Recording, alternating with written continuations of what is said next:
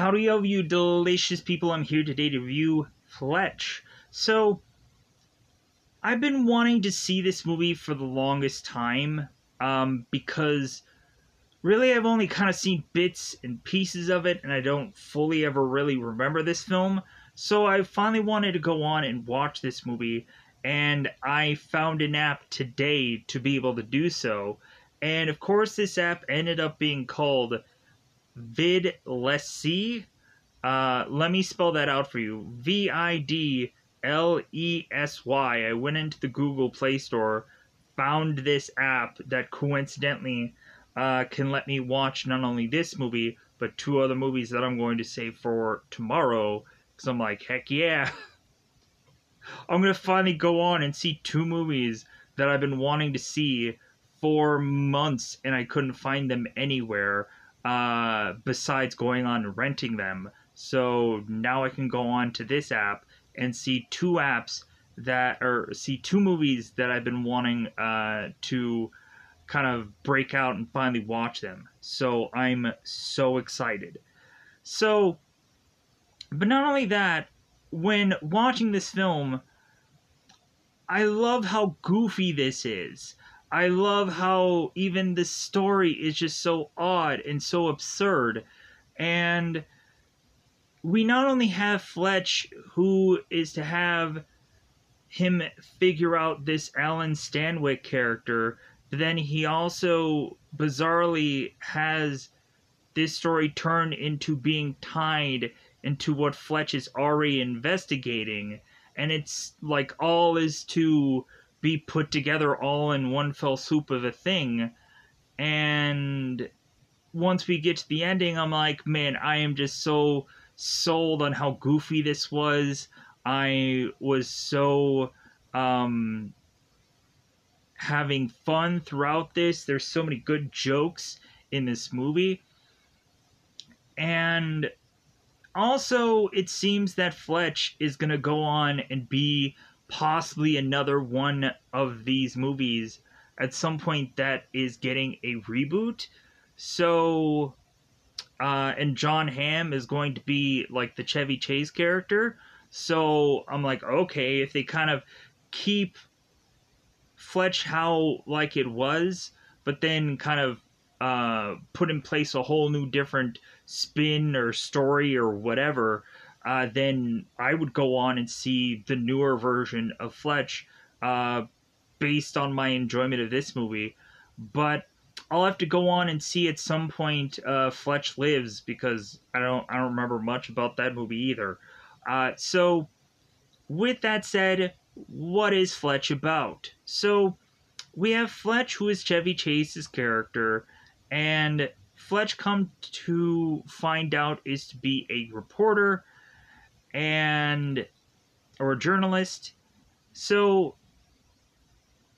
Fletch is to be talking here to a number of people that may be tied to drugs somehow, and Fletch then is to go on and meet up with a guy named Alan Stanwyck, who is to tell Fletch that he has a pretty sizable offer for Fletch to just hear him out for this deal that he's going to make with Fletch. Fletch goes on to meet with Alan at his home, and Alan is to come up with this deal, which I'll talk more about in spoilers, and Fletch is to be very skeptical about Alan, and so Fletch goes on and thoroughly investigates Alan to the point of Fletch finding out that Alan has some ties with a Chief Carlin, who we end up finding out is a very dirty cop. To the point where it seems in this movie we have a number of police officers who are going on and attacking and collecting random people like guys like Gummy. And so Fletch has to investigate further why this is all happening, and come to find out it has a connection with drugs. So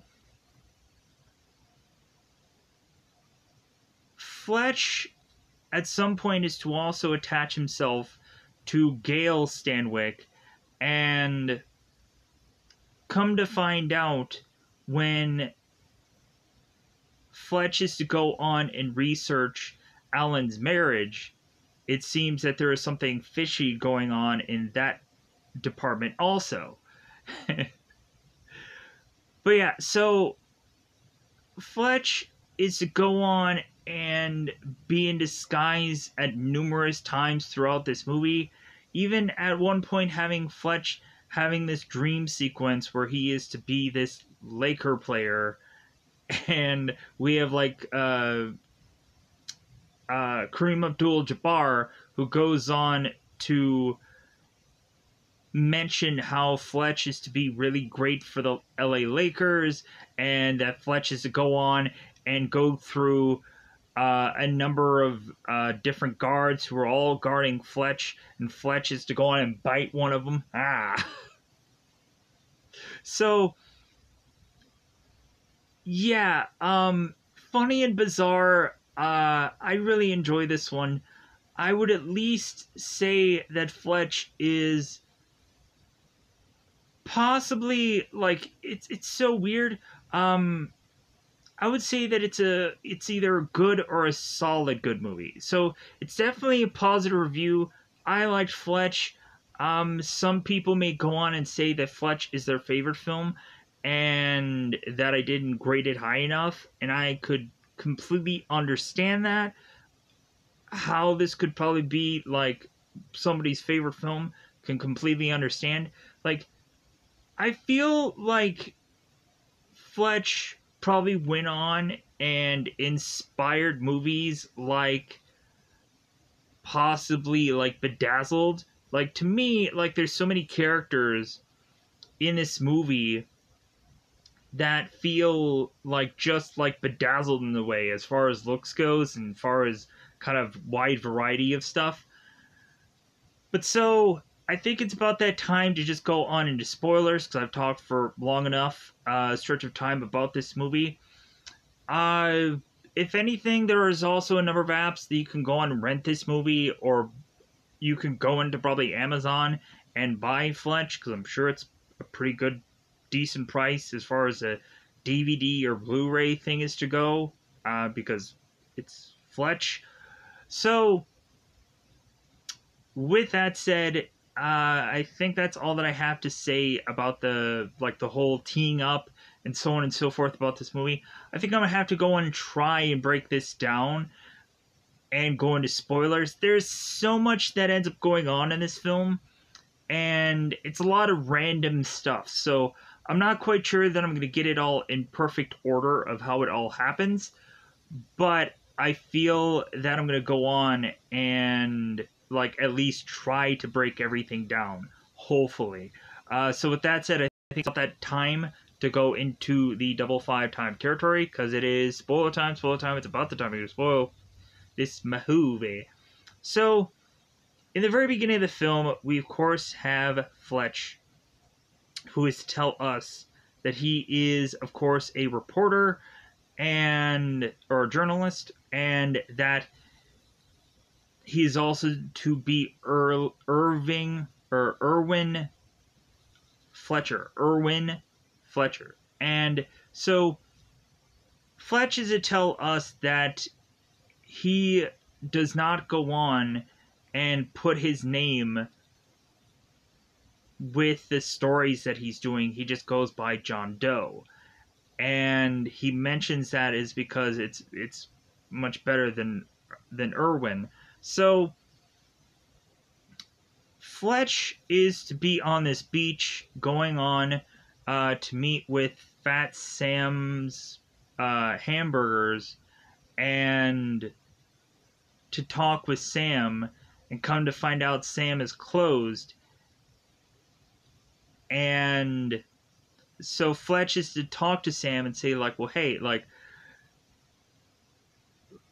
do you got anything? Do you know anything? And Sam is like, well, hey, like well, if I knew anything, like, I'd let you know.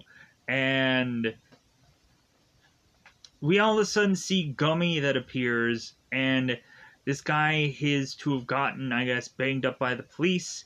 And Fletch is to say, "Hey, Gummy, what happened to you?" And so Gummy mentions that he was hurt by the police, and they always hurt him. So because Gummy is to go on and be the guy who is to be selling these drugs, it seems. So Fletch makes his way to a guy named Greasy, and it seems like this guy's like 19, and I don't know if I can buy it. And Fletch is to look at this guy like, man, you need to be taking better care of yourself. But so Fletch goes to Greasy and is to say to him, it's like, well, it seems like Sam is holding out on me for information. And Greasy's like, well, yeah, I don't know why. Like, there are times when Greasy tries to get drugs from this guy, and he always says he's out, but then all of a sudden he magically has more drugs to sell to somebody. So, like, this guy isn't out. So he's lying about what he has, and he's making up stories. And so Fletch then is to make his way to leave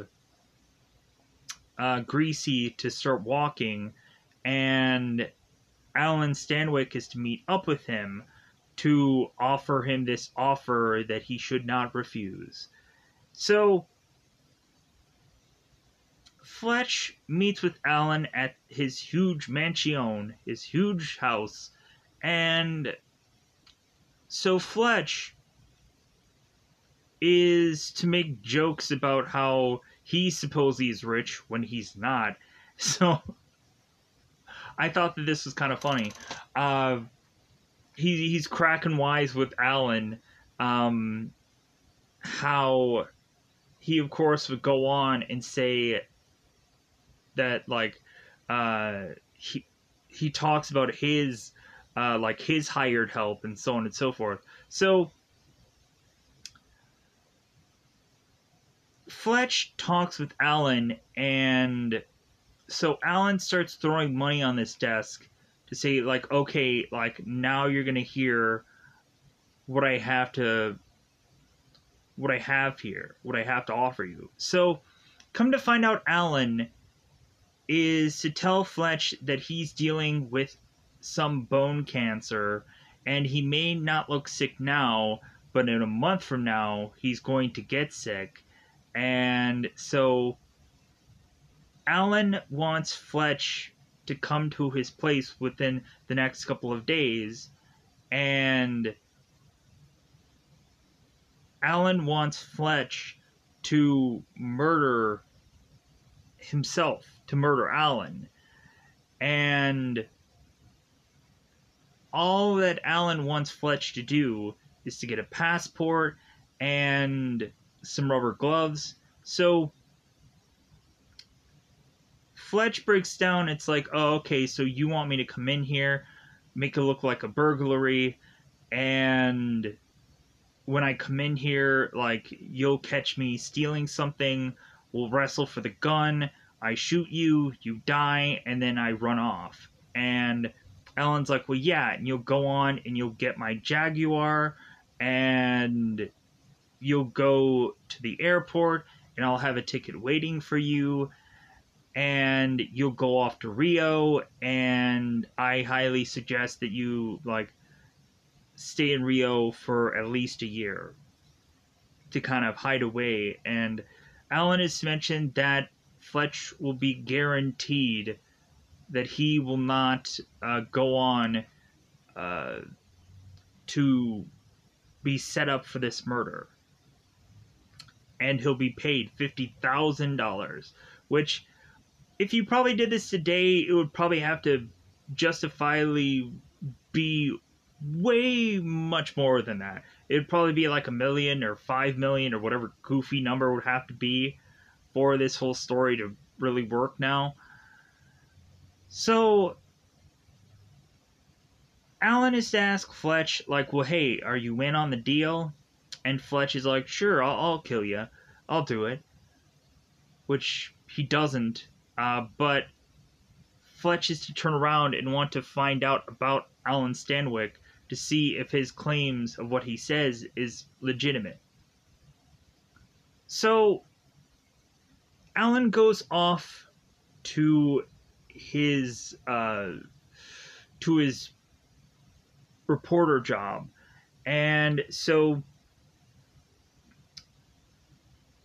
Fletch meets with Larry, who is to be a woman. So Fletch goes and asks Larry for information on Alan, kind of old newspaper records. So we, of course, have Fletch's boss, Walker, who is breathing down his neck, wanting this report out soon, or seeing if Fletch has anything. And Fletch is to figure out a way to continue to stall and see that Walker had printed this big page about drugs and so on and so forth. And Fletch is like, ah. So Fletch is with Larry going through these newspaper clippings, and Fletch is to tell Larry to consistently adjust something. We end up thinking that it's the newspapers, but come to find out, Fletch is actually being scratched in the back by Larry. And I just think that that's funny, because every time that both Fletch and Larry are together, every single time, Larry is scratching Fletch's back. And I'm like, okay, like at first, like the joke was actually pretty good, but then they kept going with it, and I was like, okay, like this is kind of like you're overusing the joke, I guess. So Fletch is to look into it and like realize that this guy is to be very rich, and so is his wife. So we go on to have Fletch, who is to meet up with Alan's Dr. Dolan. And Fletch is to try to speak with this doctor. And so Fletch comes up with him having problems with his kidneys. So Fletch talks to Dr. Dolan, and Fletch is to ask Dr. Dolan, like, hey, yeah, me and Alan are good friends, and Dr. Dolan's like, oh, like, from what family? And so the more and more Fletch has to come up with some kind of like random names that Dr. Dolan is like, oh, like this people or those people? And Fletch is like, oh, those people. And then Dr. Dolan is to mention about how one of the family members had gotten sick, and is like, yeah, like that was awful. And come to find out the person died, and he was like, well, yeah, like that happened so quickly. And Dr. Dolan's like, no, he was like diagnosed for like 8 months. So it's like, so Fletch is like so quick, like so Dr. Dolan, like, we have these moments where every time Fletch needs to go on and question people, they end up trying to catch him on these lies as if he doesn't know what he's talking about. And I find these parts so interesting. So Fletch is to have to bend over, and so Dr. Dolan is putting seemingly his finger in Fletch's buttock, his rump, his rear maker, if you know what I mean. And rear maker? I've never heard that term, rear maker. His rear end. And so Dr. Dolan seems to be going on and putting the whole fist, it seems, as Fletch is to say, all up in there. And so Dr. Dolan is to say to Fletch, it's like, well, I don't think there's anything wrong with you. I think everything's fine.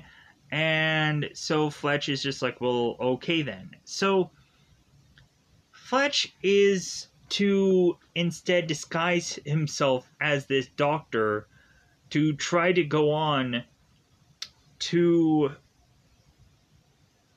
talk to this nurse and say that where is the records room, because he needs to go on and have all these records and all these files just being flung at her basically. And so Fletch goes to the record room and he's disguised as this doctor. He has like the scrubs on, and he has this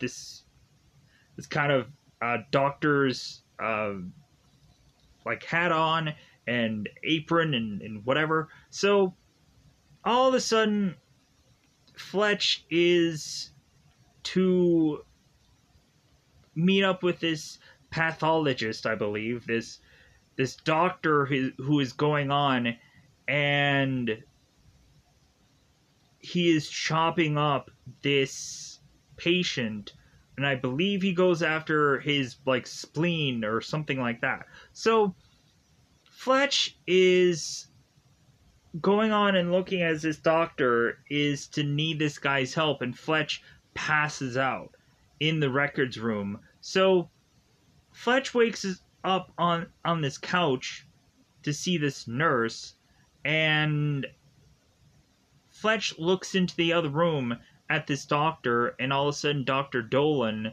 is there. And so Fletch is to try and hide himself from Fletch being seen by this doctor that he had already been with as another person. So Fletch is to make an excuse for this nurse to leave this room, for him to go and get this bag so he can breathe into it.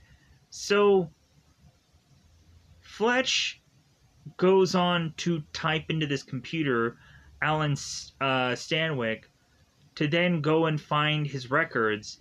And so Fletch is asking this nurse about this diagnosis of Alan, and the nurse is to look through these records and realize that Alan does not have cancer whatsoever, that if anything he had gotten some tumors removed and they were benign, which means he doesn't have cancer. So Fletch is like, okay, so like this guy's a clean bill of health. And the nurse is like, yes, that's right. And so Fletch is like, well, okay then. So Fletch knows that Alan is wrong, but now he wants to figure out why this guy is lying. So we push on here to have Fletch now make his way to this this club, I guess, where he can go on and like have this kind of this tennis outfit on, so that way he can make it onto this court, so he can talk to Gail Stanwyck, who is Alan's wife. So we have Fletch who goes to this place to pretend that he is to be attached to this one family called the Underhills. And what seems to happen is Fletch asks for like a steak dinner or a steak sandwich, and then a Bloody Mary and another steak sandwich. So, because Fletch, of course, is to be very hungry. So, and I'm also going to get to Fletch and his wife's lawyer. I'll get to that also. I'll get to that in a minute here. But I want to get this tennis thing out of the way. So, Fletch meets up with Gale, and it seems that Gale is like struggling with smacking these balls. So, Fletch goes over there and is to mention to Gale, "Oh, hey, Gale, yeah, like, we met at the wedding." And Gale's like, "So did I go to your wedding?" And he's like, "No, like, I went to yours." And Gale's like, "Oh, so you're, like, so you know Alan, right? Because I'm not very familiar with you." And Fletch is like, "Yeah, my name is John. John Cocktail." And so Gale is like, "Okay, yeah, that sounds familiar. Sure." So John is to teach Gale how to like send one of these balls, as it seems that all of a sudden all the balls had run out within this machine. So John at some point is to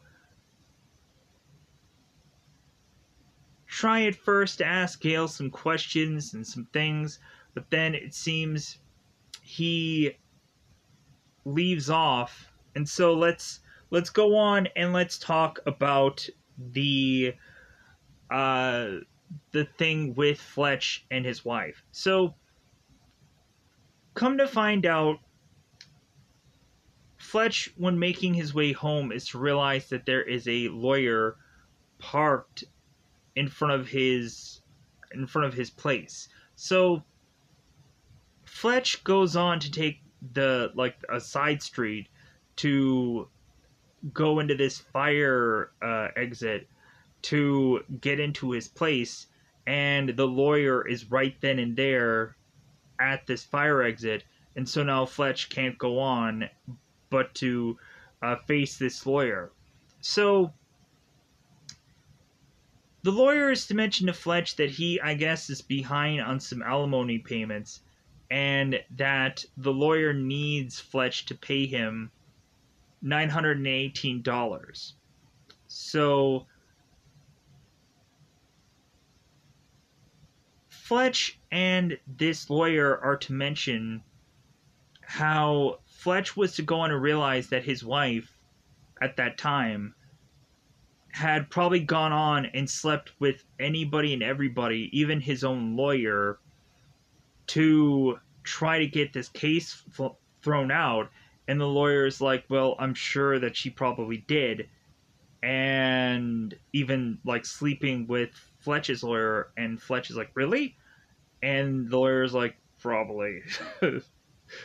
But hey, that's all in the past. Like, there's nothing we can do about it now. The only thing that we can do about it is have you pay me $918. So Fletch goes on, is like, "Well, okay." Like, so Fletch ends up giving this lawyer $1,000, and is to tell this lawyer to take that off like his next payment, and also give this lawyer $10 so he can go and buy himself uh,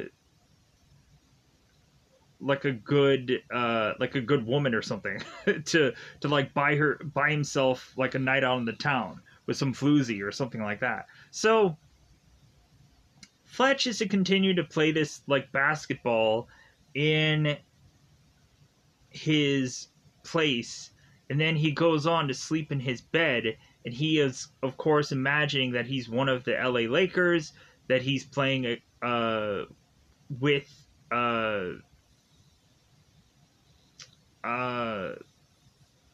Kareem Abdul-Jabbar.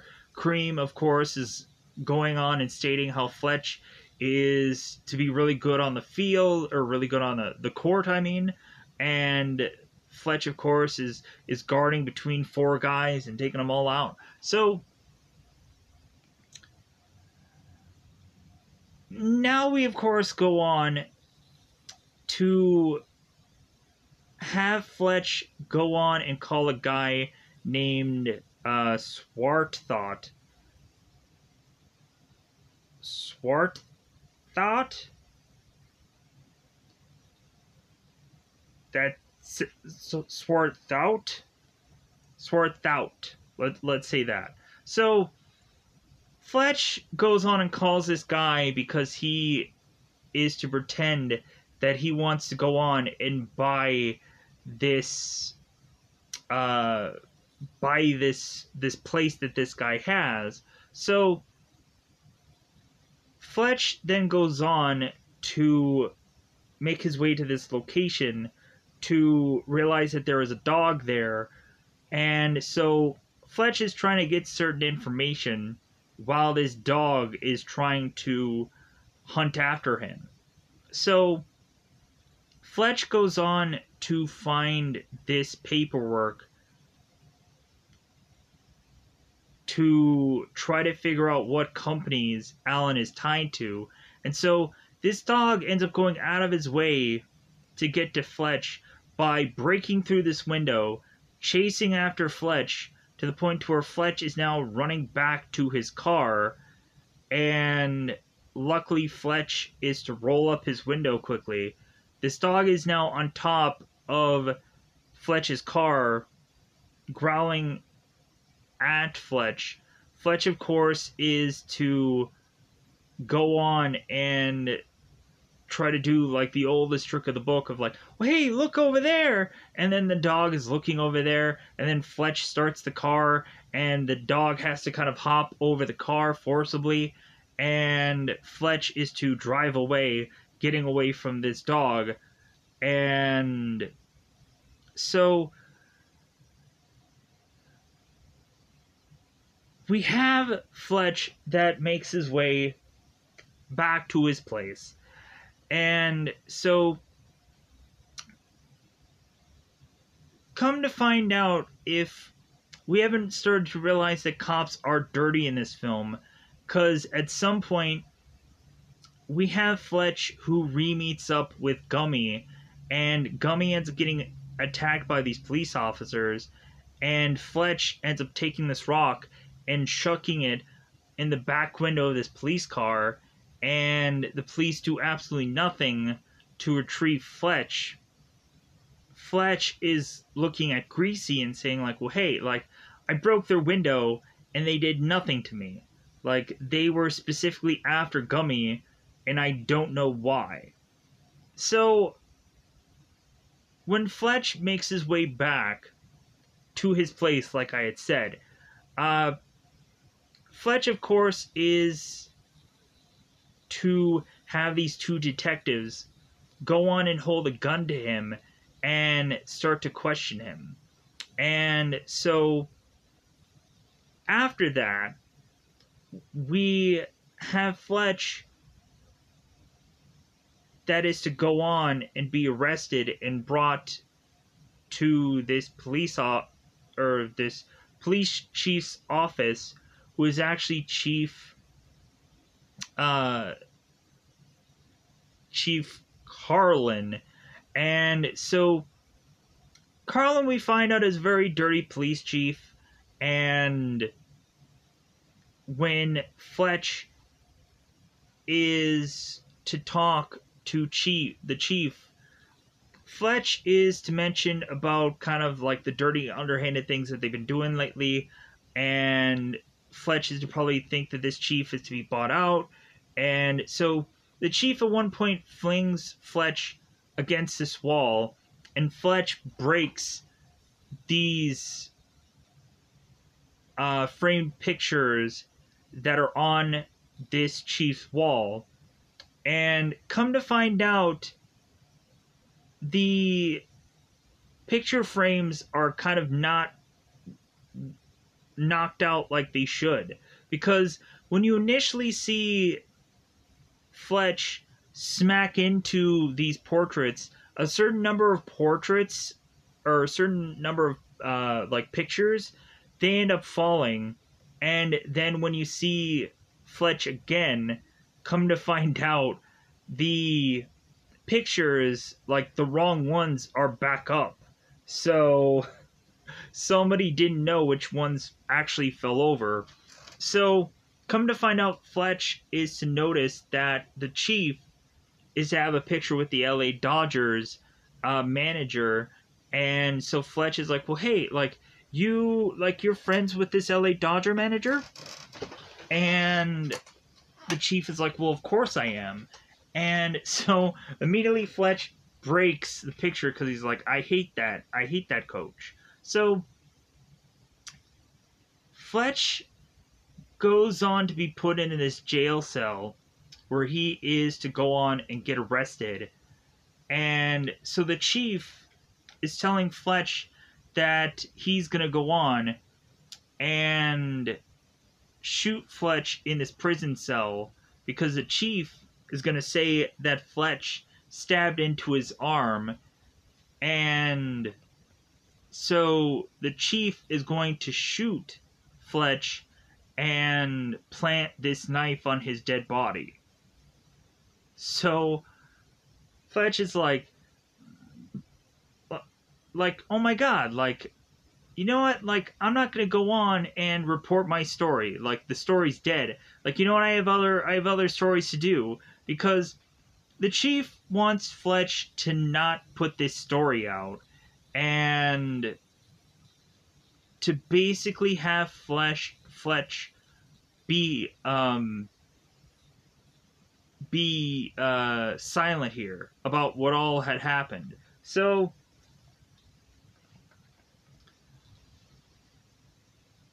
Fletch goes on to get bailed out, I think by his boss, Walker. And so Fletch is to mention what had happened when he was to be in this police office and how Fletch is to have almost been killed and so many other things. And so now Fletch is to bargain with his boss that he needs to go off to Utah to find out what's really going on. And so what happens is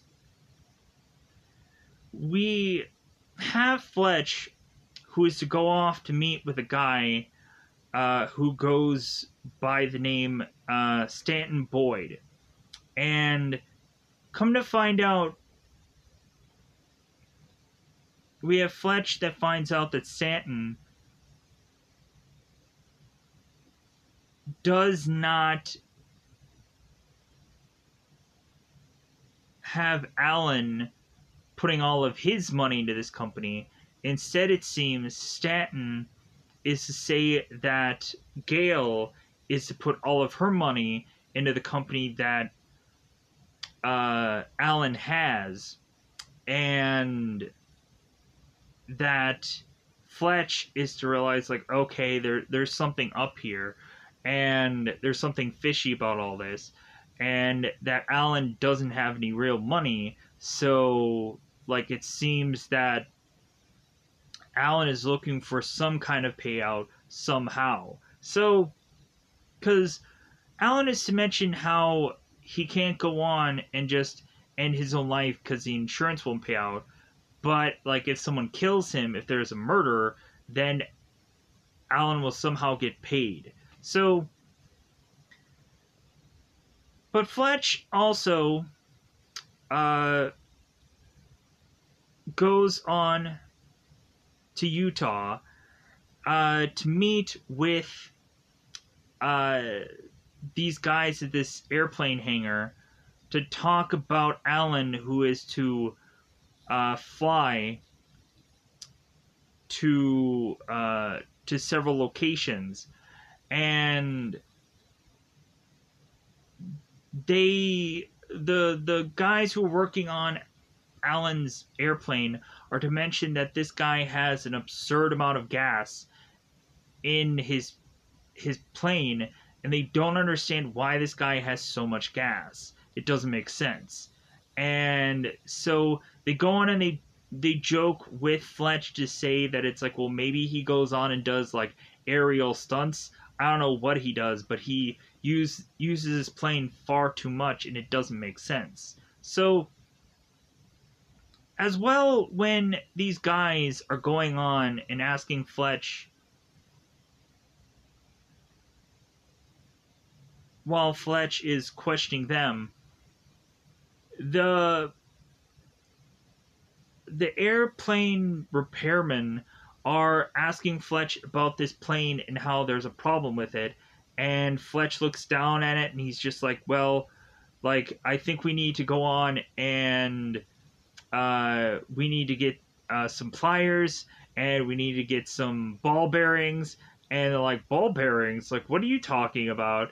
And so Fletch is just making up words to try to get him out of this situation. And then he skedaddles when he's starting to realize that these guys are to realize how much knowledge that Fletch does not have, as Fletch goes on and buys these false teeth. So Fletch also meets up with Alan's parents, and Fletch goes on to then find out that Alan is married to two different women, because Fletch is to question these parents and question who Alan is married to, and they end up showing him a picture of who he's actually married to, and he's like, well, that's not Gail. So now we're having Fletch, who's just like, man, this story, like, gets like more interesting as we go here.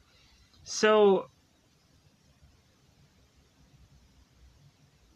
we have Fletch, who flies back to meet up with Gail to go on and tell her the truth about Alan having this other marriage, as well as, like, Fletch wants to go on and use Gail to help him out in this situation and possibly have Gail, like, squeal like a canary about what all is really going on with Alan. So Fletch goes on to meet with Gail at her place to buy this lavish lunch that is $400 that he's going on and flipping the bill to the Underhills.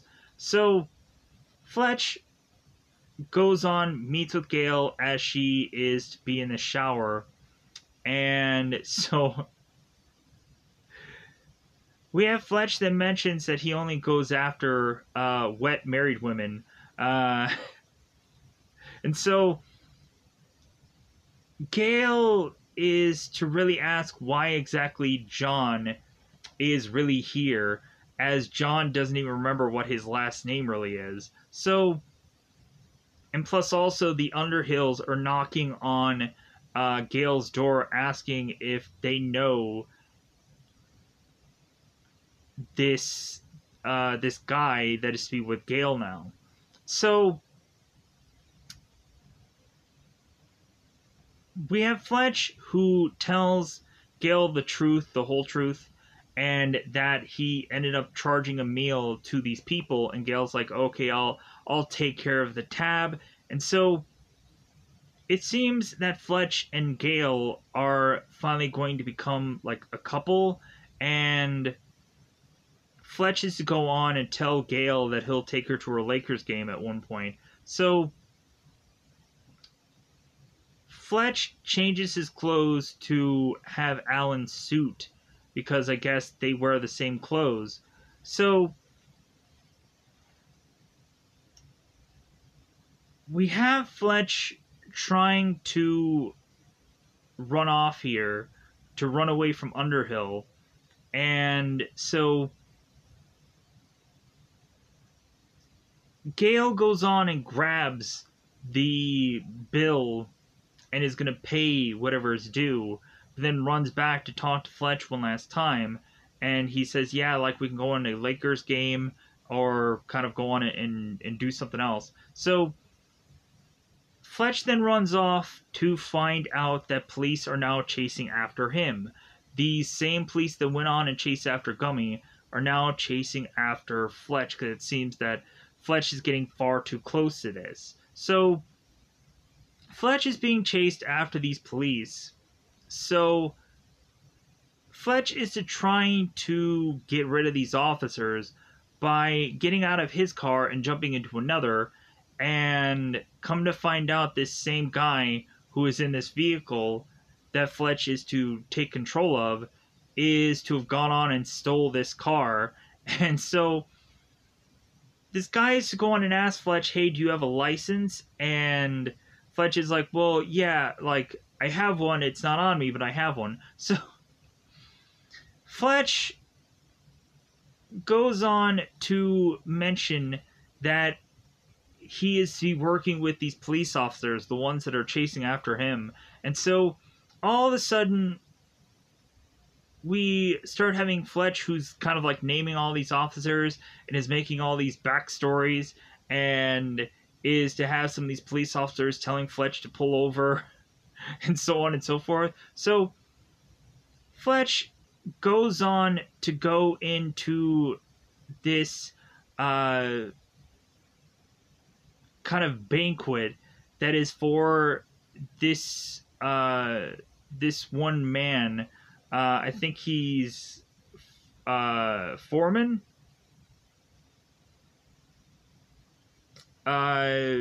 Regardless, there's a banquet happen anyways. So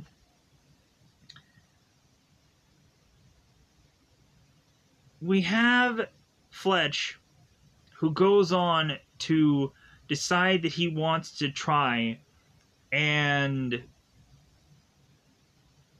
ruin this banquet by going on and start having this speech about the guy that they're doing this for, and that he's been doing it for 40 years and so on and so forth. So, as well as we have Fletch, who is improvising here and talking about that this guy at one point had syphilis and any number of illnesses and sicknesses, but it seems that finally his face has come back, his nose has come back, and Fletch is to go on and on and on. And as these police officers are trying to come into this room, we have Fletch, who's to go on and tell these people to kind of get up and like shake the hands of the officers, hug the officers, because they're doing a really good job. And at some point, Fletch is to start singing the national anthem. Everybody's going on to like kind of salute and put their hats down. And so Fletch is to kind of run out of this room and get out of here. So Fletch gets away from these officers, and then since Fletch is to now need to disguise himself, Fletch goes on as this guy with this very long like one piece, like it looks like almost like a nightie, or like it looks like pajamas. So Fletch makes his way to Gummy with these rollerblades and all kinds of goofy things on. So in this kind of this makeup and whatever. So Fletch meets up with Gummy, and Fletch is to ask Gummy about his involvement with these drugs, because Fletch is to know all about this. And so Gummy comes clean and is to mention that he's the guy who has to go on and just sell the stuff. He's not the guy behind all of this. So in that, Gummy's willing to make a statement against these people. And so Fletch is like, all right. So Fletch goes on and meets with Fat Sam to now want his statement about what he's getting out of this whole deal. And it seems that Fat Sam is only getting free junk out of this. He's not getting like a real piece of the action, as Fletch is to ask. So Fletch is to go on and ask Sam. It's like, well, hey, will you go on and will you make a statement against these men, and Sam will go on and do so. So now we have Fletch going on to meet with Walker to say, like, hey, I have these two men that are willing to make this statement, and Fletch has already prepared this thing for when he goes on and meets with Alan. So it seems that Fletch is to go on and prepare like this closing case, or closing case, this closing news article that he's going to put out. So now he just kind of has to go on and like finish everything up and have his cake and eat it too, kind of deal. So we have at one point where Fletch goes on to this certain home to try to sneak in there to try and find more information. And this guy with this shotgun is to arrive in this room and is to want to know why Fletch is here.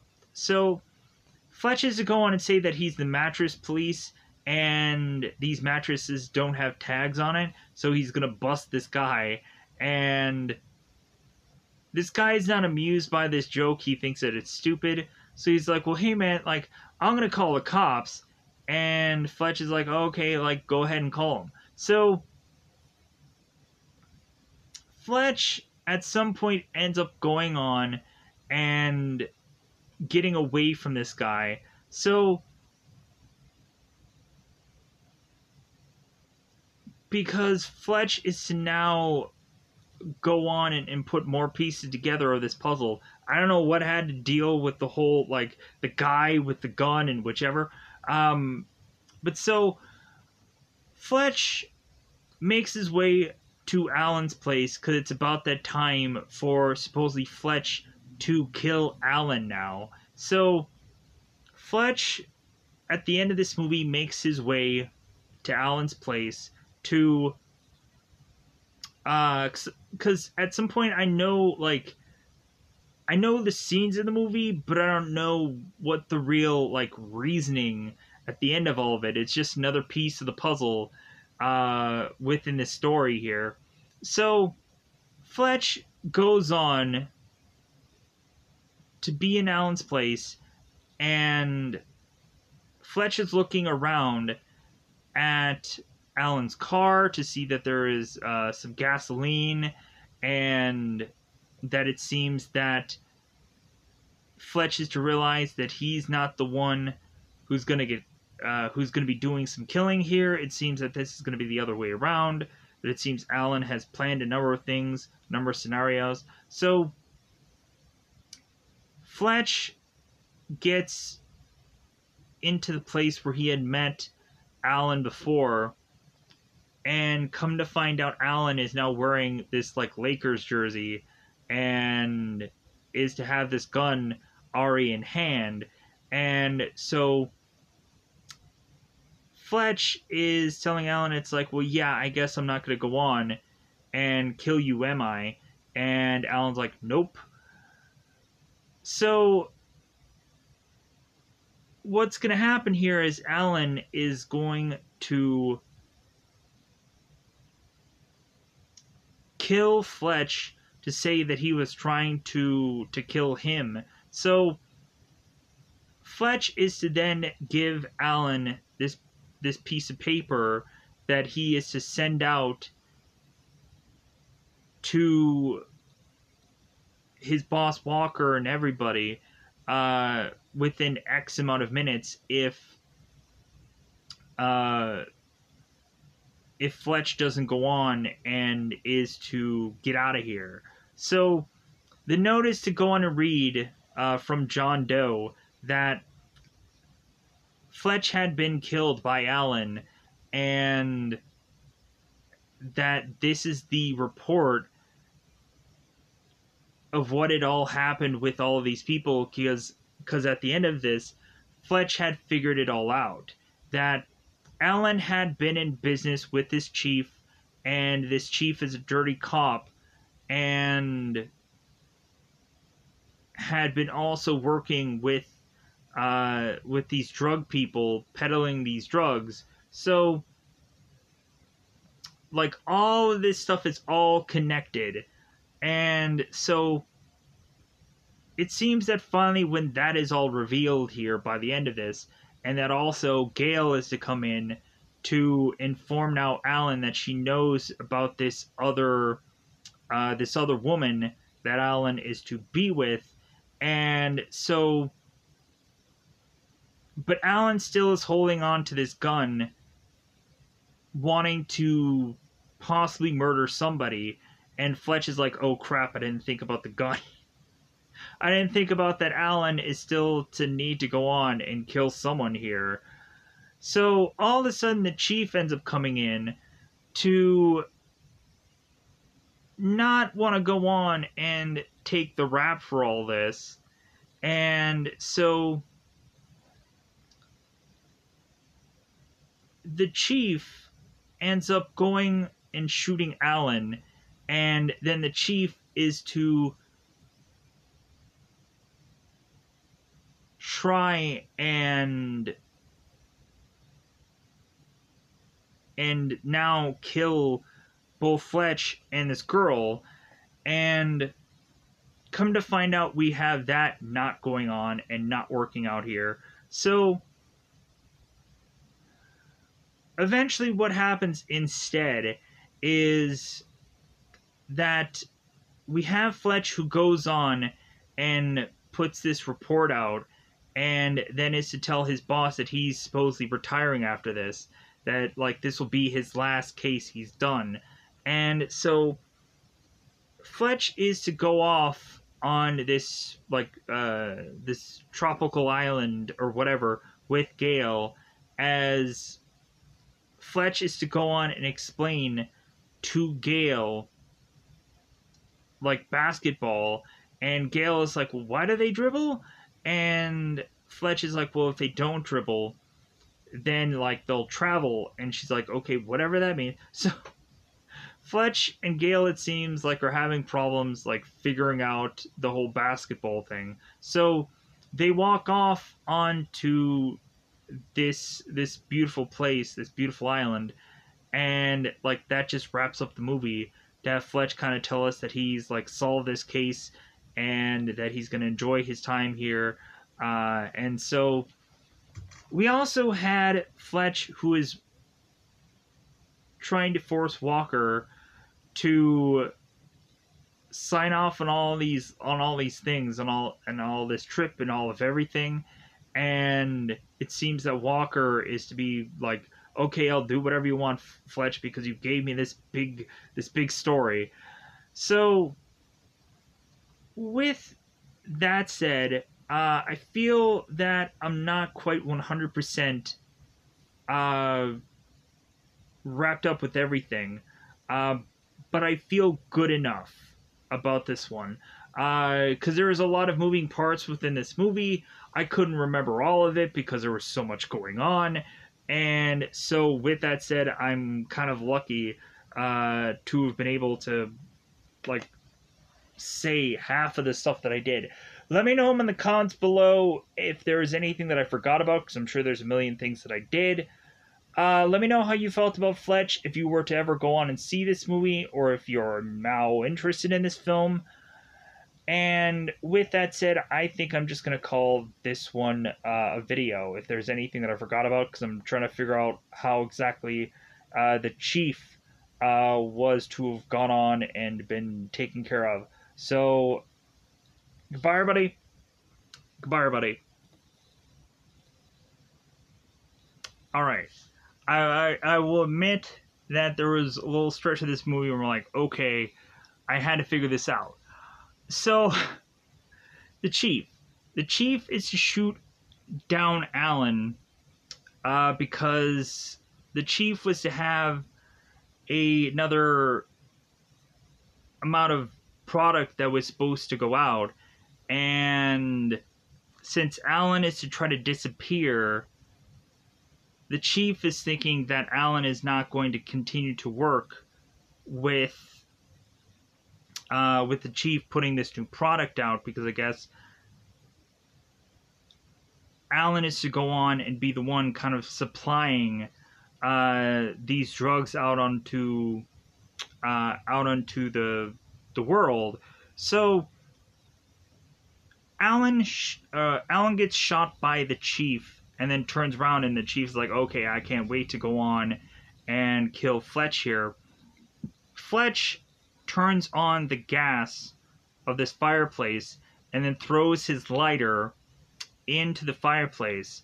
And then when the flames scorch the chief here, we have Fletch that tackles the chief and tries to get the gun out of the chief's hands, and Gale comes in with her tennis racket and smacks the chief to knock him out.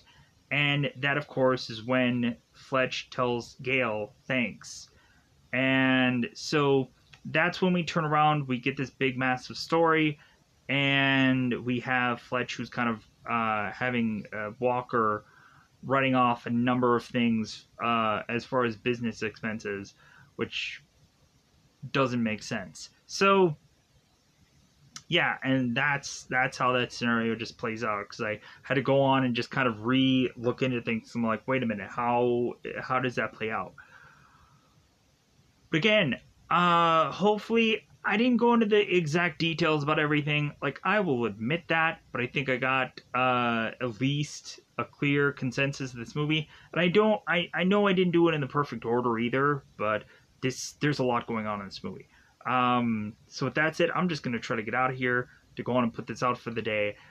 Finally, so goodbye, everybody. Goodbye, everybody.